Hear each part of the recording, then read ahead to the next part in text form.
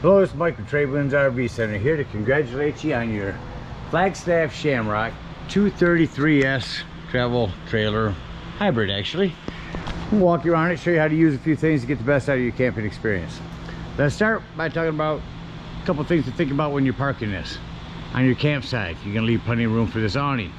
On both ends, you're going to leave room for your beds.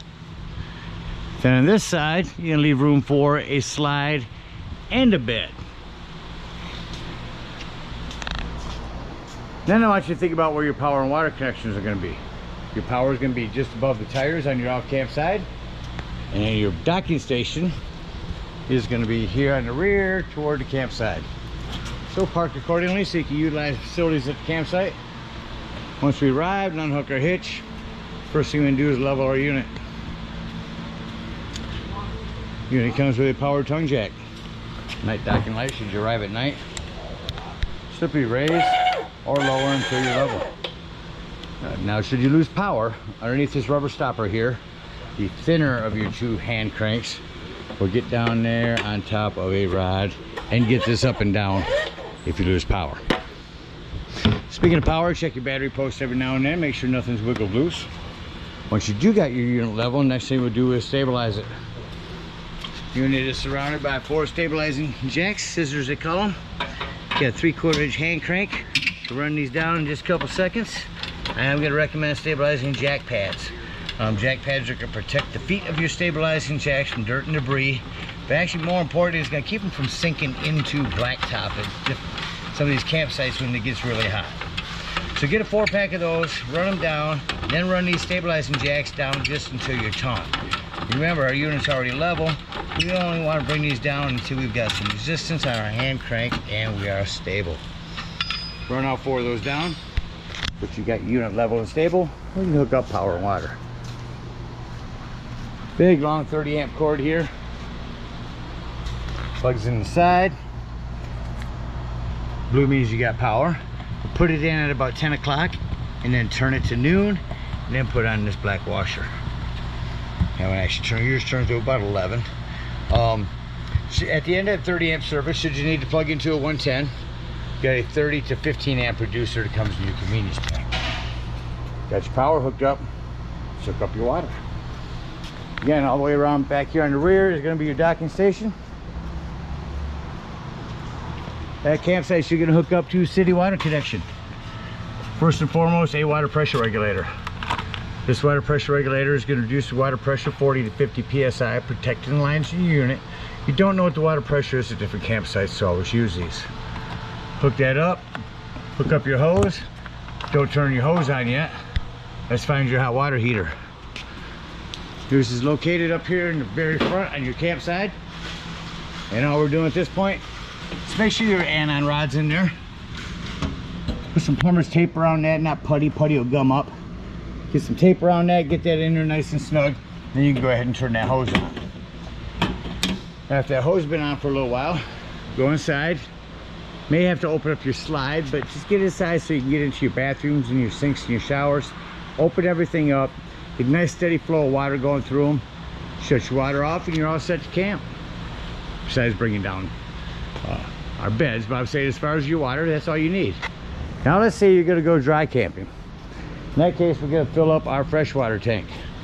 Yours is located over here on the campsite, just behind your slide above your tires. No need for a water pressure regulator here. You can simply gravity fill this with a hose. 2 ways to tell it's full. One, there's an overflow valve right there. Or 2 on the inside where you check the levels of your black and gray tanks. There's also a freshwater button. Don't leave this unattended while you're filling it. Once it's full, put this cap back on there, and then whenever you want to utilize that water, you'll turn on your water pump indoors. Don't turn on your water pump and hook to city water. That's already pressurized. All right, we're all set to camp with power and water. Then we'll go ahead and walk you around the rest of the unit. Let's start up here on the off-camp side before our slide. As mentioned, on your slide, you do got slide seals. There's a spray that you can purchase for those to keep them flexible and pliable. That's what you want to add to the longevity of the life of these.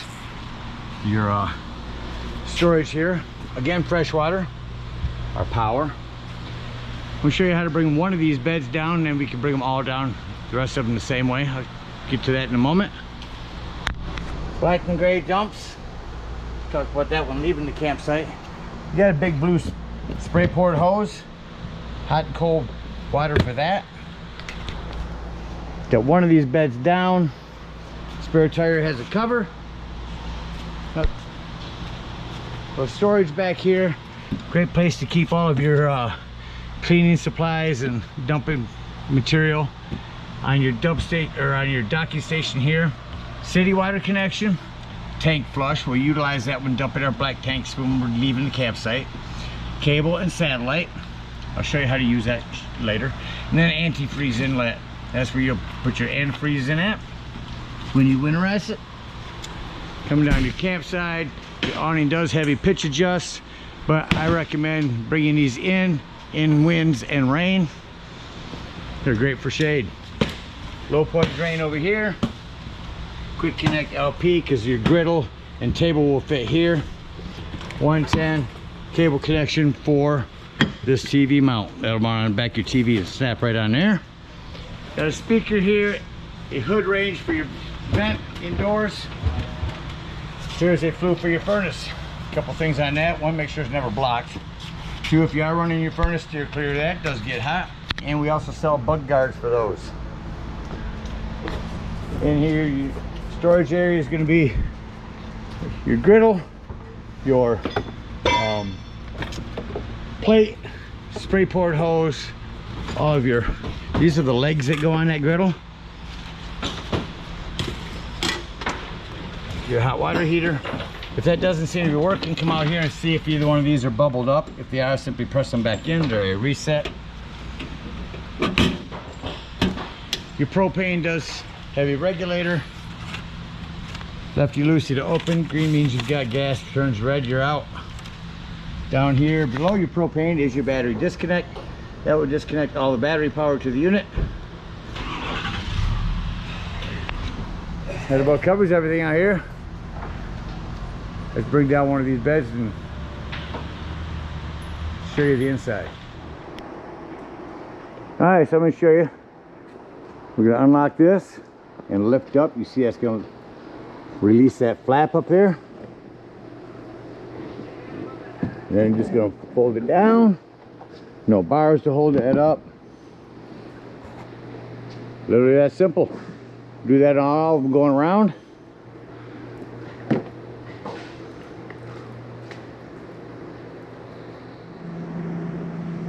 Alright, coming up beside the unit. First thing I always like to point out is your fire extinguisher. Make sure that you and everyone that's camping with you knows the fire extinguisher is located by the entry doorway. To my left as I come in, up top, it can be my control panel. Here's where you'll see the levels of your fresh tank. That's the one I said to watch while you're filling that. Fresh, black and gray.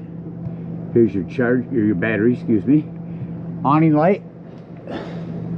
Step light, which is underneath the steps so you can see that at night. Interior lighting. Here's where you can connect to Bluetooth. Here's where you turn on your water heater if hooked to gas. Your water heater if hooked to electric, it does make a difference. Choose correctly. Here's where you turn on your water pump. Here's where you turn on your tank heater. These are 12-volt pads that are on your tanks. If you're in inclement weather and you think it might freeze, go ahead and turn them on. Your awning. And extend your awning out. So on your awning, this is going to roll all the way out until a flap falls down to about 90 degrees and you'll see your bar underneath. That's where you want to stop. If you hold that bar, that button down, that will continue to extend itself out past this point, flip up onto itself and start to roll up backwards. So keep an eye on it when you run it out. Only run it out as far as you need to, which is about right there. These awnings are also, you can adjust the pitch. If it's raining lightly and you want the rainwater to run away, pull down on that. That will pitch your awning away so rainwater will all run this way. You can do that from either end. I don't recommend leaving them out in rain. I say bring them in rain and high winds. They're great for shade. All right, as I retract that, here's our slide control. I'm going to go ahead and run our slide out. First, I'm going to look and make sure the TV is clear and that my doors down there haven't popped open during travel. It'll be very important here. We're just going to hit out. Let go on and hit out.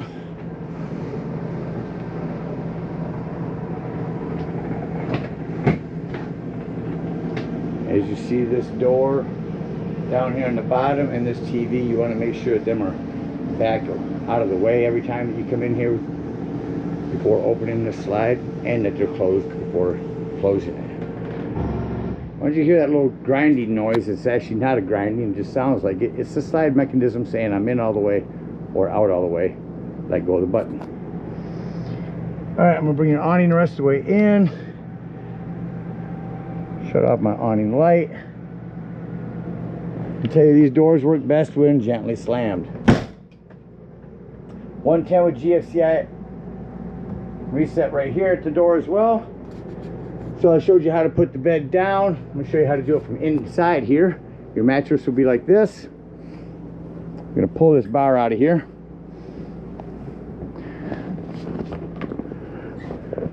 Up underneath our mattress here is a metal bar. You need to lift up in order to get your bed up underneath there. There we go. Push that up.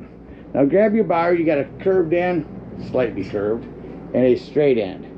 Your straight end is going to go up and over this wire or netting and into that black hole. Let me show you that real quick. So as you see, the easiest way is to unsnap your netting. Put your straight bar right here in the middle. Push that out. Keep pushing. Take your curved part up. And you're going to push until it hooks onto one of these hooks. Now you can take your netting, snap it back up in here. This is all so much easier with two hands. Let's snap our netting up, straighten our mattress out, which I've got upside down in here. There we go. Just that quickly, there's your bed. Go ahead and continue walking around here. We'll do the same to all the beds back here. Alright, we're going to continue the tour indoors. So each bed is going to have one of these light fan combos. Plugs in here. Just want to tell you, these are very fragile. Be careful putting these up here. You just snap them on there. But be careful putting them on there. They do break very easily. Here is your plug-in for your heated mattress. Every mattress has that as well. Down here, 110, charging port, and your inverter. Dinette area, lighting there. Dinette table, by pushing this yellow to the left, or to my right. This table will fold down. Put it on top of these rubber stoppers here. Put your flat cushions on top. Hold another place to sleep. Connex ETV, your radio, stereo, soundbar, television are all ran on this really nice system. There's your griddle that'll hook up outdoors. You do have a hand crank open exhaust vent here, 4 different speeds. Smoke alarm. Coming into the kitchen. Glass top folds back, makes a nice backsplash. Turn on your panel light, turn that to high. These ones you do have to push in.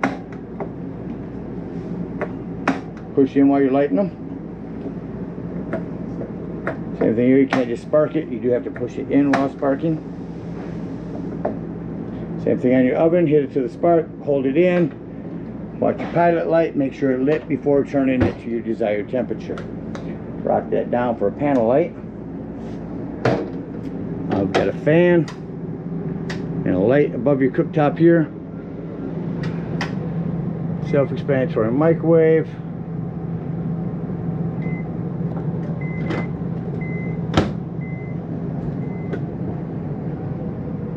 Information about your unit there, but you also have your own owner's manual. I'm going to send you a video from Truck System Technologies on your tire pressure monitoring system. You You have the 770. You want to make sure I send you the right one on this one. There's your water filter. You can put that between your hose and your unit. Coming into the bathroom, just want to mention a couple things in here. Lighting and fan. Turn on here and hand crank open. Got your shower door snapped closed for travel. And keep an eye on your plumbing. There's your access panel to it. But if you travel a lot in this, you're bouncing a house up and down the road, you want to keep an eye on things. Coming into the hallway is your solar controller panel. You only need to worry about keeping that on flooded, which is the type of battery that you have. I'm going to send you a video from GoPower on this one. Real simple to use. Again, the whole purpose of this is to keep your solar panels from overcharging your batteries. Down here is the Coleman Mac thermostat. Real simple here. Cool, fan, shut the cool off. You will notice though when you turn the heat on, you hear that kick on underneath there. Now when I shut that off, that takes a couple minutes to cycle through before the fan for the heater will shut off. Crank that back over to AC. Down here is your carbon monoxide propane detector. That is always running off your battery, so keep that in mind. Charging ports here. Again, our lights will hook up in here. Plug in right there. Same thing here, another light over here. If you have a TV backer, you can put a TV here and cable 110 down there. Your fridge is all electric. I want to tell you about these dual swings. You want to be careful. They made these so they can put them in different floor plans. If you use this from the left, use it from the left all the time. But you also know you can use it from the right. The biggest thing is you want to make sure this gets closed all the way. Otherwise, this door will fall right off. So be careful when using this. Pay attention to this. Down below that is going to be your breaker box and fuses. You've got a ton of 15s in there. I highly recommend having a handful of those with you when you go camping. A couple 40s. Quick dump on your AC. Open that up to cool it off right in here. I think that about covers everything in here. I do want to show you that the sofa will roll over. Put your foot down for extra support. Another sleeping quarters. Put it back up. Make sure you push this button all the way in, because these are kind of fragile on here as well. Don't want that stuff breaking off. Alright, that about covers everything in here. Let's act like we're leaving the campsite and close the unit up. We'll start by folding up our beds, putting away our lights, shutting off all the lights in the unit. And then say doors and drawers. Walk through the unit, make sure all doors and drawers are closed. Nothing's going to impede your slide from coming in, especially this door, and make sure your TV is pushed back all the way. Leave the lights on while I bring this in and show you. Just going to hit slide in.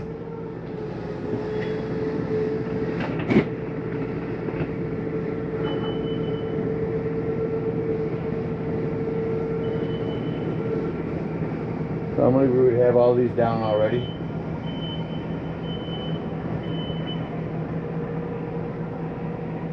Or back up, should I say, the mattresses. There's your noise. Alright, and what we'll do is we'll just shut off our interior lights and exit the unit. One thing I want to mention on these steps, you want to make sure your exterior door is all the way open when bringing them up or down. Otherwise, this will catch on here. You see how close it comes as it comes in. Your steps are also adjustable. Simply push on this and move the leg to where you want it. Lock that in there. That's going to keep this from banging against your screen here.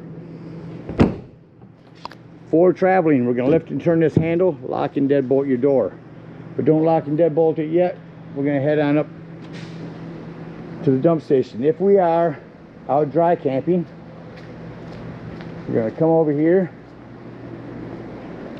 open up our freshwater drain, bring up our stabilizing jacks, and head on home or to the nearest dump station, whatever we're in need of. If we're at a campsite, we're going to unhook our power, our water, our cable, head on up to the dump station and park accordingly. Your dump is behind your tires on your off-camp side or your driver's side. We're gonna hook up. We got 10-foot hose, comes your convenience pack, hook it up and pull your black handle. That's gonna be your sewer outlet. When it sounds like that's no longer draining, go inside, check the level of your black tank. If it shows empty or close to it, come back out here, grab the hose at the dump station, leave that black handle open and come up here to your tank flush. Again, leaving that black tank open. Hook up the hose here, let that run for a good 5 minutes and wash that nastiness out of your black tank. When that's done, remove that hose, put your cap back on here. Make sure all that washout water you just put in there has drained. Close your black handle and pull your gray. Now that'd be cleaner water, your sinks and your showers. Usually while those are draining, I'll get up underneath here, dump my regular low point drains. When my gray is done, we're gonna close that gray, take that sewage hose, and conveniently and sanitarily store it. Squeeze and pull right here in your bumper and head on home. Again, we thank you guys so much for your purchase.